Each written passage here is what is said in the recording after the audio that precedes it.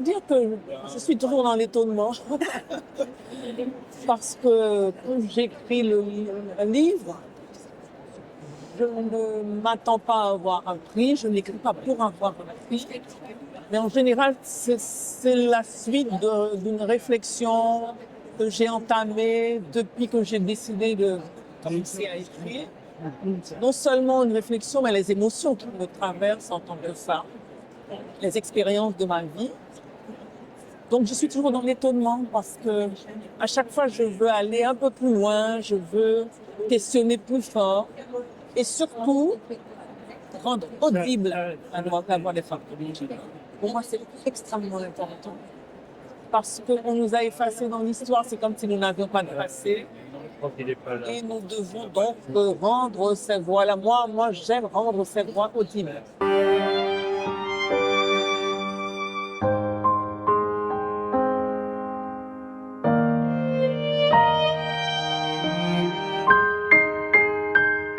Ma mère, ma grand-mère qui m'a appris les premiers mots, ma mère qui avait une force de caractère extraordinaire et mon arrière-grand-mère puissante mais silencieuse.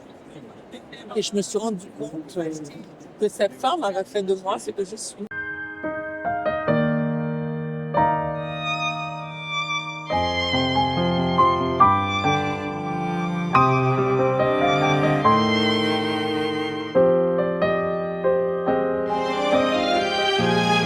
J'avais des notes tout à fait parcellaires sur cette arrière-arrière-grand-mère arrivée de la Nouvelle-Orléans. Mon arrière-grand-mère que j'ai connue pas très longtemps, mais elle était très silencieuse, j'avais très peu de mots.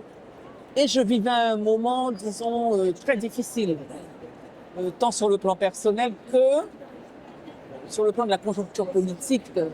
Ça commençait à aller très mal du point de vue sécuritaire. Et c'est comme si je m'étais adressée à ces ancêtres, ces femmes, pour me dire si elles ont tenu bon, pourquoi est-ce que je ne tiendrais pas bon moi aussi? Et je crois qu'elles m'ont portée pendant tout le temps. C'est un des livres où j'ai été le moins consciente. C'est comme si les mots sont venus me chercher. Je l'ai dit en 2 ou 3 fois déjà. Les mots sont venus me chercher, m'ont pris par la main, m'ont même amené dans un territoire que j'ignorais en moi-même. Et j'étais dans cet état assez exceptionnel. Et c'est comme ça que le livre est né.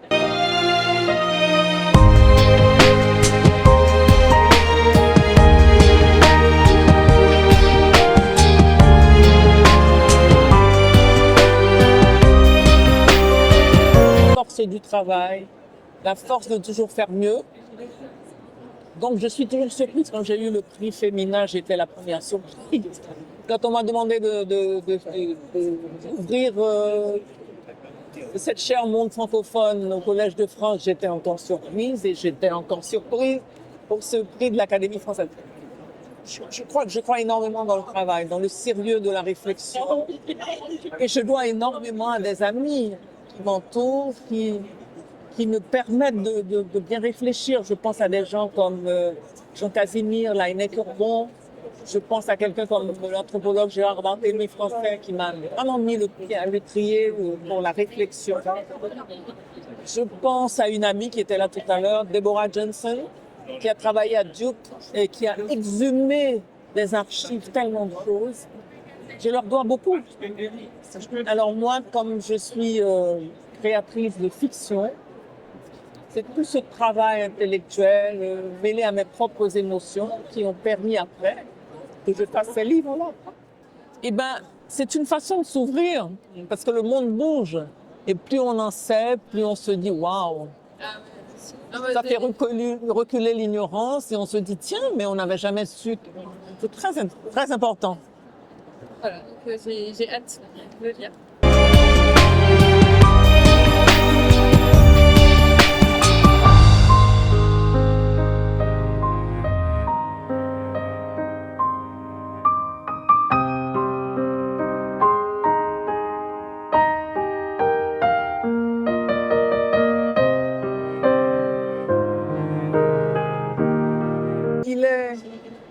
peut-être un peu fort en ce qui me concerne. Alors, je ne sais pas intérieurement ce que ma mère a peut-être vécu, je ne sais pas, elle ne l'a jamais parlé. Mais ma sœur et moi, on a beaucoup échangé autour de tout ça, en rigolant d'ailleurs. Et à chaque fois qu'elle me disait quelque chose, je disais, ah bon, mais c'est fantastique. Au contraire, je découvrais les éléments de la force, par exemple, de mon arrière-grand-mère. Elle m'apprend que dans la ville des Gonaïves, elle a été la première femme à monter une entreprise de blanchisserie. Je dis, mais c'est formidable. Donc, il y a moins eu l'idée de traumatisme que l'idée de force transmise. Je me suis dit, oh là là, grâce à ces femmes, en fait, quand je pense à ma grand-mère, elle s'asseyait tous les après-midi, je revenais de la petite école dans le quartier, et elle m'apprenait à lire. Donc, j'ai encore en mémoire les premiers mots de c'est Yaya, Tiroro et Manda. Je me souviens des petites images dans le livre. Donc, ces femmes m'ont appris à toujours aller plus loin, à ne jamais abandonner.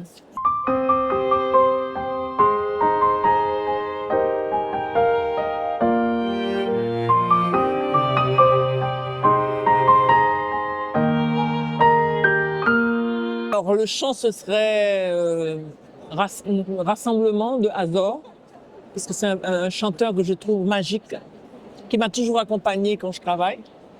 Et puis, Pablo, il y a un jeune peintre, mathématicien de formation, et qui a muté vers la peinture. Et je n'ai jamais vu un peintre rendre l'invisible aussi visible. Jamais. Il s'appelle Schneider Hiller. Mais c'est quelque chose de magique. Et je crois que c'est lui que je choisirais. Comme je disais tout à l'heure, si on continue à pouvoir manger des légumes, c'est parce qu'elles arrivent de lieux compliqués.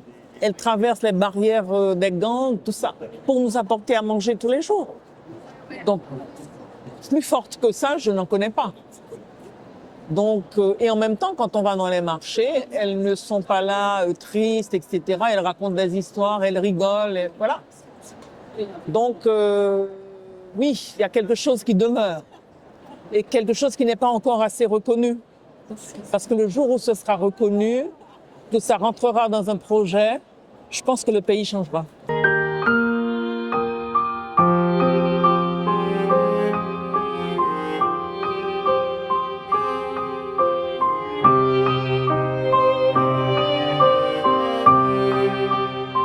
Non, le silence, là c'est une stratégie, c'est la souveraineté du silence. Le silence n'est pas... C'est une stratégie de vie, de survie. C'est l'arme du plus faible. Parce que le plus faible n'a pas à dire ce qu'il pense. Ce qu'il pense n'a pas d'importance. Donc dans son silence, il construit sa stratégie et c'est sa force.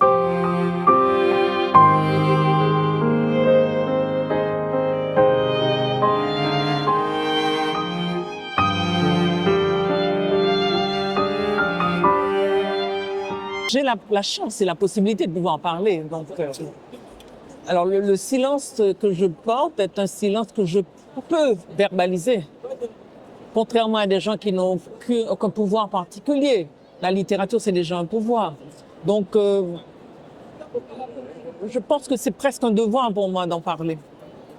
Parce que c'est le silence des autres là que je porte aussi. Dans ce silence, elles sont victorieuses tous les jours. Ce sont des femmes qui souvent vendent dans les rues, mais dont les enfants sont des médecins, dont elles ont pu payer des études à leurs enfants. Ce sont des femmes, malheureusement, qui n'ont pas de représentation politique, mais qui ont une place dans la société qui est centrale. La notion du corps, le corps qui danse pour exprimer les émotions causées par un viol, le corps qui danse en relation avec le vaudou pour prier et extérioriser les voix invisibles, et le corps nu, cadenassé de chaînes, qui saute du bâton négrier pour un silence éternel. Je me rends compte que j'ai commencé des cours de danse traditionnelle haïtienne, j'avais 7 ans, 7 ou 8 ans. Et ça m'a toujours, jusqu'aujourd'hui, je ne pense pas que je passe 2 ou 3 jours sans esquisser 2 ou 3 pas de danse. Et je crois que ça permet à l'énergie de circuler. Et peut-être que j'écris aussi avec ce rythme que je porte en moi. que la danse a imprégné en moi, certainement. Donc oui, c'est important. C'est une manière dans les civilisations, d'ailleurs toutes les civilisations, c'est un des premiers rapports gestuels qu'on a eu pour se confondre dans l'infini, dans le cosmos, pour parler à ce qu'on ne voit pas. C'est une forme d'expression. Non, c'est une mémoire qu'il faut raviver. C'est intéressant de voir que, par exemple, dans la littérature haïtienne, dans l'histoire haïtienne, on parle très peu de la traite. C'est comme si 1804 avait fait disparaître toutes les souffrances d'avant. Et là, je pense que c'est une forme de déni dans la manière dont l'historiographie haïtienne ou même la littérature aborde cette question-là. Et moi, c'était important pour moi de faire revivre cette partie aussi pour montrer que les traumatismes continuent. Et de casser ce déni et de dire essayons de regarder aussi de ce côté-là.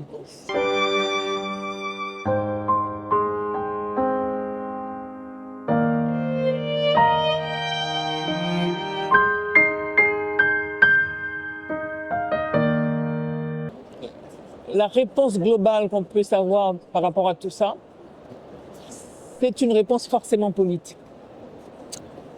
Et dans cette réponse politique, dans ce projet politique, quand on donnera aux femmes leur juste place, on commencera à résoudre le problème. Parce que l'imaginaire colonial ne donne pas non plus à la femme la place qu'elle mérite. Et nous avons reproduit dans nos projets de société ce modèle colonial. Le jour où on commença à avoir un projet de société qui nous ressemble, à ce moment-là, oui.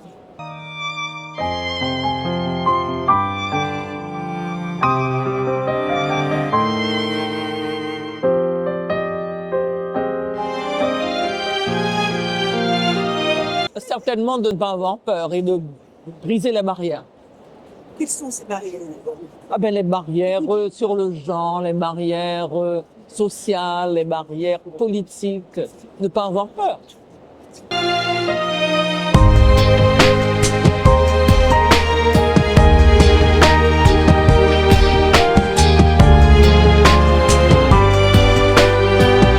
Dans ma propre trajectoire, je pense que je m'approprie de plus en plus une langue qui fait une place à l'imaginaire créole, en fait, à la tessiture créole, de la langue créole. Et elle est très présente d'ailleurs dans mon texte. Et je crois que ça me permet de rendre beaucoup plus cette culture haïtienne, cette histoire haïtienne. Et je crois que c'est aussi en rapport avec le fait que le créole est devenu de plus en plus la langue de l'espace public en Haïti. Donc j'essaie d'être en phase avec cette mutation-là aussi. J'ai fait 2 voyages à la Nouvelle-Orléans et j'ai lu surtout beaucoup. Qui avez-vous lu? J'ai lu des articles de Jacqueline Couty. J'ai lu aussi pas mal d'articles, surtout sur le commerce, enfin comment c'était là-bas. J'ai pas lu de livres, j'ai lu vraiment des...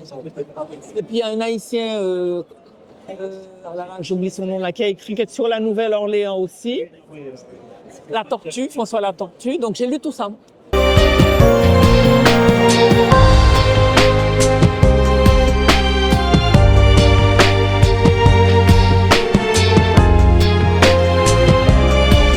Il y a Elisabeth, il y a Florette qui commence, oui, et puis Elisabeth, et puis ensuite il y a Regina. Et ces photos, ces vieilles photos, les archives? Une photo de mon arrière-grand-père, mais des autres, je n'ai pas.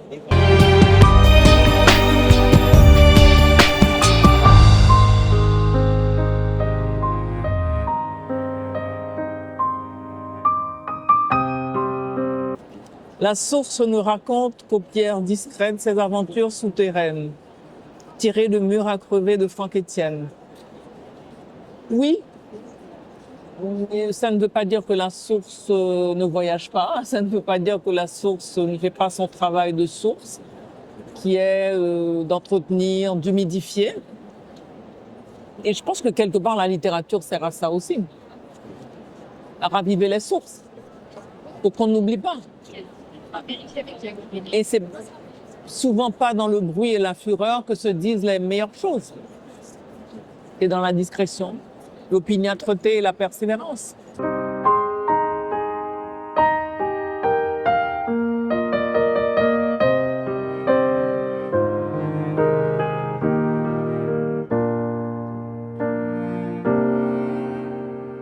Deuxième partie du film, c'est un peu déjà la couleur de l'aube, hein, qui est apparu en 2008.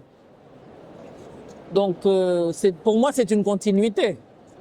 Pour Freda, c'était le premier film sur ce sujet-là, mais moi, depuis 2008, je n'écris que ça. Vous avez écrit « C'est une terre qui regarde ailleurs alors qu'elle n'a pas encore fini de mettre bas pour ses propres enfants. Une terre qui a trop à apporter. » Ce que je veux dire par là, c'est que c'est une révolution grandiose mais inachevée.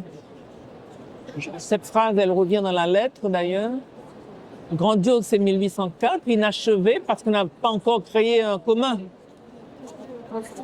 Voilà, entre les élites qui ont été les grands généraux, les grands propriétaires au moment de l'indépendance et la grosse masse de nos salles qui, elle, était déjà dans un autre chemin.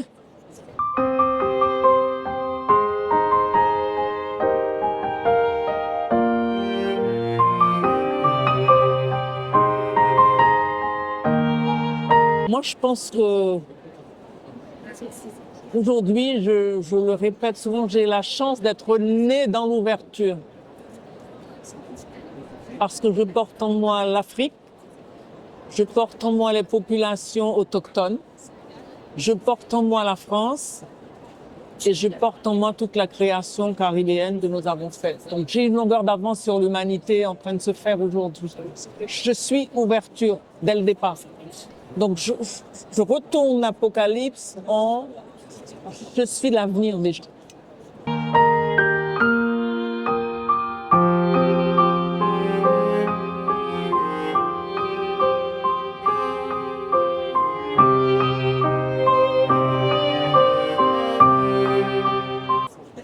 Parce qu'il faut avancer. On ne peut pas se permettre de ne pas avancer. Et même la situation que je vis aujourd'hui, quand on me demande comment ça va, je dis je ne peux pas me permettre le luxe d'aller mal. C'est un luxe d'aller mal. Enfin, et évidemment, ici, il y a des psychologues pour prendre soin des gens. Oui, mais souvent en Haïti, on a la communauté simplement pour penser les plaies psychologiques. Donc on ne peut pas se permettre d'aller mal. Il faut avancer. Ça ne veut pas dire qu'on ne va pas mal, mais on transcende cette chose-là. Le roman est une fin qui n'est pas une fin. Et la mémoire est un souvenir constant de la mémoire qui abolit le temps de l'espace. Le roman a ce pouvoir magique de nous faire changer d'identité, de nous faire changer d'espace, de nous faire changer de temps.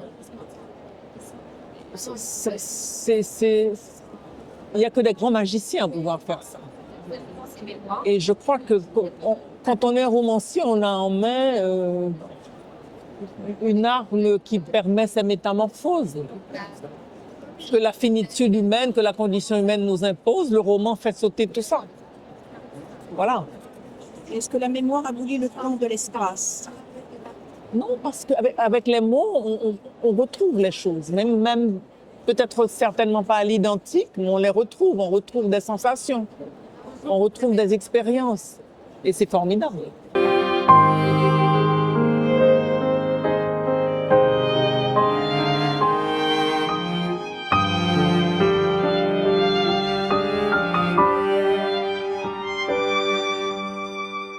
Déjà, c'est moi qui fais la présentation de la conférence inaugurale. Et le titre de ma conférence, c'est « L'état poétique comme un barrage à la nuit ». Donc il faut être en état de poésie tout le temps pour faire barrage à la nuit.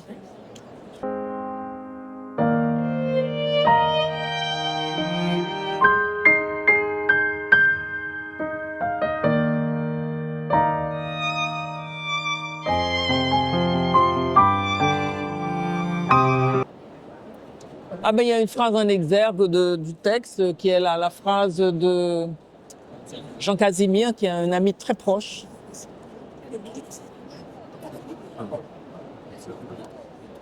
Ma grand-mère, pour éviter de se faire mutiler outre mesure par le planteur et sa suite, doit se créoliser. Son arme usuelle demeure sa complaisance feinte et son silence ambigu. Sa conduite prête sans cesse à des interprétations contradictoires.